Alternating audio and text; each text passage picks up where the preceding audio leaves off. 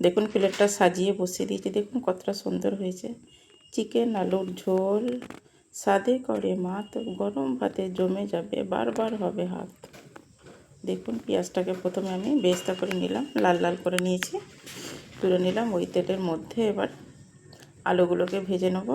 আর একটা পট নিলাম, তার মধ্যে পেঁয়াজ বেরেস্তা, কাজু, টক দই, টমেটো দিয়ে একটা পেস্ট বানিয়ে নেবো। ওপর থেকে 1 চামচের মতো পোস্ত দিয়ে দিলাম। দেখুন আলুগুলো লাল লাল করে ভাজা হয়ে গেছে। গোটা গরম মশলা, গোটা জিরে, শুকনো লঙ্কা ফোড়ন দিলাম। এবারে চিকেনটা দিয়ে দিলাম। চিকেনটা পুরো ভাজা ভাজা হবে, কারণ নুনটা দিয়ে দিলাম যাতে চিকেনের মধ্যে নুনটা ঢুকে, চিকেনের মধ্যে না কোনো পানি থাকে, ততক্ষণ পর্যন্ত ভাজবেন। এবারে সব মশলা দিয়ে দিলাম, যে পেস্টটা বানিয়ে রেখেছিলাম, আদা বাটা, জিরে, লঙ্কা, হলুদ, ধনে, কাশ্মীরি লঙ্কা সব কিছু দিয়ে দিলাম। দিয়ে ভালো করে কষে নিলাম। দেখুন কষানো হয়ে গেছে। আলুটাও দিয়ে দিলাম। দেখুন ঝোল ফুটে গেছে, হয়ে গেছে। উপর থেকে ধনেপাতা কুচি, চেরা কাঁচা লঙ্কা, এটা হচ্ছে জায়ফলকে গ্রেট করে দিয়ে দিচ্ছে। এটা ঢাকাটা দিয়ে দেবো। দেখুন কতটা সুন্দর হয়েছিল।